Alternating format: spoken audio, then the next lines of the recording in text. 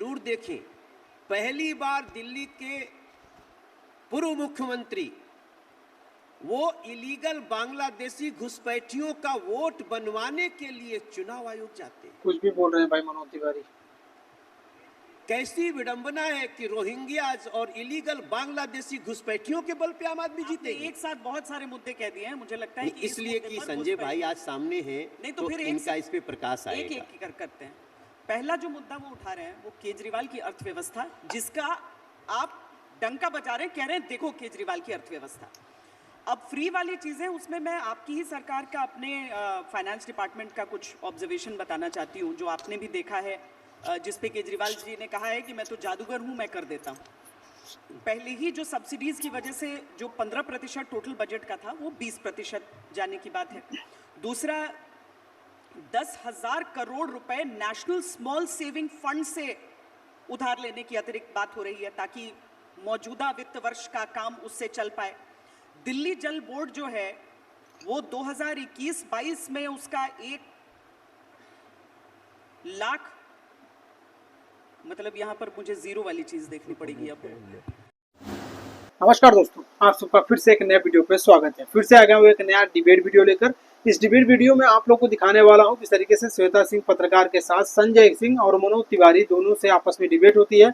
मनोज तिवारी का कहना है कि जिस तरीके से जो आम आदमी पार्टी है ये घुसपैठिया बुला रही है और उनका वोटर आईडी बनाकर उनसे वोट ले रही है, तो इस सवाल का जवाब किस तरीके से संजय सिंह ने दिया है, संजय सिंह ने जमकर धोया मनोज तिवारी को। आइए इस वीडियो में आज आप लोग को दिखाने वाला हूं। संजय सिंह ऐसा ऐसा जवाब देते हैं और मनोज तिवारी से सवाल भी ऐसा ऐसा कर लेते हैं कि जिसका जवाब मनोज तिवारी के पास नहीं रहता। यहाँ तक कि संजय सिंह ने कह दिया कि जिस तरीके से झारखंड की बिजली चोरी कर अडानी जी जो है वो बांग्लादेश को बिजली बेच रहे हैं, जिससे आपकी पार्टी चल रही है, तो उस पर मनोज तिवारी कुछ भी नहीं बोलते, हंसने लगते हैं। चलिए वीडियो को देखते हैं। तो आप लोग लास्ट तक बने रहिएगा। चैनल पे अगर नए हो तो चैनल को जरूर सब्सक्राइब कर लेना। इस वीडियो का लिंक आप लोग को डिस्क्रिप्शन में मिल जाएगा। चलिए वीडियो को शुरू करते हैं। आप ये जरूर देखें, पहली बार दिल्ली के पूर्व मुख्यमंत्री वो इलीगल बांग्लादेशी घुसपैठियों का वोट बनवाने के लिए चुनाव आयोग जाते हैं। कुछ भी बोल रहे हैं भाई मनोज तिवारी। कैसी विडंबना है कि रोहिंग्याज और इलीगल बांग्लादेशी घुसपैठियों के बल पे आम आदमी जीतेगी। एक साथ बहुत सारे मुद्दे कह दिए हैं, मुझे लगता है इसलिए कि संजय भाई आज सामने हैं, नहीं तो फिर इनका इस पे प्रकाश आएगा। एक करते हैं। पहला जो मुद्दा वो उठा रहे हैं वो केजरीवाल की अर्थव्यवस्था, जिसका आप डंका बजा रहे हैं, कह रहे हैं देखो केजरीवाल की अर्थव्यवस्था। अब फ्री वाली चीजें, उसमें मैं आपकी ही सरकार का, अपने फाइनेंस डिपार्टमेंट का कुछ ऑब्जर्वेशन बताना चाहती हूँ, जो आपने भी देखा है, जिसपे केजरीवाल जी ने कहा है कि मैं तो जादूगर हूं, मैं कर देता हूं। पहले ही जो सब्सिडीज की वजह से जो 15% टोटल बजट का था वो 20% जाने की बात है। दूसरा, 10,000 करोड़ रुपए नेशनल स्मॉल सेविंग फंड से उधार लेने की अतिरिक्त बात हो रही है, ताकि मौजूदा वित्त वर्ष का काम उससे चल पाए। दिल्ली जल बोर्ड जो है वो 2021-22 में उसका 1 लाख, मतलब यहां पर मुझे जीरो वाली चीज देखनी पड़ेगी अब, 1,196 करोड़ लगभग, और 247.6% बढ़त जो है लॉस, इसमें 344 करोड़ का 2019-20 से अगर हम तुलना करते हैं तो नजर आता है। तो ये भरपाई हो कैसे रही है? जादू की छड़ी है। थोड़ा सा मैं करेक्ट कर दूं संजय भाई, 2013 में जल बोर्ड 600 करोड़ के फायदे में था, आज 73,000 करोड़ के घाटे में, कर्ज में। चलिए, ये कुछ भी आंकड़ा बोल सकते हैं, स्वतंत्र हैं, और इनकी पार्टी के बारे में लोग जानते भी हैं कि हमारे भारत के प्रधानमंत्री नाली के गैस से चाय बनाने का हुनर रखते हैं, तो कुछ भी कह सकते हैं, मैं उसके ऊपर टिप्पणी नहीं करूंगा। मैं आता हूं अंतिम बात से।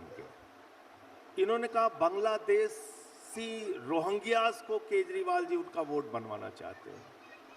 श्वेता जी, ये भारत की संसद के सदस्य हैं और आप एक इतनी वरिष्ठ पत्रकार हैं, मुझे बताइए 10 साल से हिंदुस्तान में क्या ट्रंप का शासन है? भाई को पता भी नहीं था। बराक ओबामा का शासन है? क्या यहाँ बाइडेन का राज चल रहा है? 10 साल से देश का गृह मंत्री कौन है? अमित शाह जी हैं। देश के प्रधानमंत्री कौन है? नरेंद्र मोदी जी हैं। बॉर्डर की सुरक्षा किसके जिम्मे है? अमित शाह जी के जिम्मे है। बॉर्डर पार करके त्रिपुरा से, आसाम से, बंगाल से, बिहार पार करके, झारखंड पार करके, यूपी पार करके दिल्ली बांग्लादेशी कैसे आ गए? कौन जिम्मेदार है इसके लिए? मैं मनोज तिवारी जी के साथ चलूंगा और चलिए गृह मंत्री जी से इस्तीफा मांगते हैं कि बांग्लादेश के लोग दिल्ली के अंदर कैसे पहुंच गए, इसकी जिम्मेदारी आपकी है पहले नंबर पे। दूसरी बात, मैं आप जब बोले मैं चुपचाप सुना, आप अपनी बारी पे पूरा बोलिएगा। दूसरी बात, अगर कोई बांग्लादेशी घुसपैठिया दिल्ली के अंदर मिल जाएगा, उसको भगाने की जिम्मेदारी किसकी है? एस जयशंकर जी की है, विदेश मंत्रालय की है, अमित शाह जी की है, नरेंद्र मोदी जी की है? एक भी क्या बांग्लादेशी घुसपैठिया हो या नाइजीरिया का नागरिक हो, जर्मनी का नागरिक हो, उसको डिपोर्ट केजरीवाल जी करेंगे? और क्या किया आपने? आपके अर्बन डेवलपमेंट मिनिस्टर का ट्वीट है हरदीप पुरी जी का 2022 में, उन्होंने कहा रोहिंग्यास को हम बक्करवाला ईडब्ल्यूएस कॉलोनी में बसाएंगे, ये हमारी जिम्मेदारी है, यूएन की पॉलिसी है, इसका ट्वीट है। और इन सब से बढ़ के मैं तो कहता हूं मनोज तिवारी जी को, ये सांसद हैं, मैं भी सांसद हूं, चलिए कल धरना देते हैं हम लोग। जिस बांग्लादेश में हिंदुओं के ऊपर अत्याचार हो रहा है, उस बांग्लादेश को प्रधानमंत्री नरेंद्र मोदी के मित्र अडानी झारखंड की बिजली चुरा के बांग्लादेश को सप्लाई कर रहे हैं। हजारों करोड़ रुपए की कमाई आपके दोस्त बांग्लादेश से कर रहे हैं, उन्हीं के पैसे से आप अपनी पार्टी चलाते हैं और आप बांग्लादेशी घुसपैठियों की बात करते हैं। 50 साल जब पूरा हुआ था बांग्लादेश की आजादी का, केजरीवाल जी को बुलाया था शेख हसीना ने? किसको बुलाया था? भारत के आदरणीय नरेंद्र मोदी भारत के प्रधानमंत्री को बुलाया था। और प्रधानमंत्री जी ने 50 साल की आजादी पे जाके बांग्लादेश के अंदर कहा, मैं तो बांग्लादेश की आजादी का योद्धा हूं, मैं जेल गया हूं बांग्लादेश को आजाद कराने के लिए। ये प्रधानमंत्री का बयान है। आप बात करते हैं बांग्लादेशी घुसपैठियों को, आपने 10 साल में 10 नाम आप बताइए, देश आपको सुन रहा है, बांग्लादेशी घुसपैठियों को आपने डिपोर्ट किया हो। देखिए, इसके अलावा बहुत सारे प्रश्न झारखंड में भी नहीं चला था, घुसपैठियों की बात आपने वहां पर भी की थी, वहां पर भी नहीं चला था। और सीधी सी बात आ जाती है, चाहे भीतर आना हो या भीतर आकर बसना हो, ये जिम्मा केंद्र की जिम्मेदारी होती है। यस, और देखिए इनके और सवालों का जवाब ही मैंने नहीं दिया है, तो बहुत सारे सवाल इन्होंने इस पे बात कन्वीनियंट सवाल उठा लिया ना उनका। इस पे बात कर लेते हैं। ये संजय भाई ने बहुत सारी बात कही जो निश्चित रूप से हमारे देश के लिए चिंता का विषय है, इलीगल घुसपैठियों का आना। लेकिन देश में लगातार इलीगल घुसपैठियों को चिन्हित किया जाता है, पकड़ा जाता है, डिटेंशन सेंटर में जाते हैं और वापस भी भेजे गए हैं, और ये संख्या 1000 में है। इसको मैं सिद्ध कर दूंगा, आपको दूंगा। दूसरी बात, अगर कोई आ गया तो आप उसको वोटर बनाएंगे, आप उसको वोट दे देंगे, उसको बसा देंगे। पश्चिम बंगाल की सरकार इस तरह के इलीगल घुसपैठियों को यहां लाने में बहुत ज्यादा सहयोग कर रही है, हमारी लड़ाई है, चल रही है।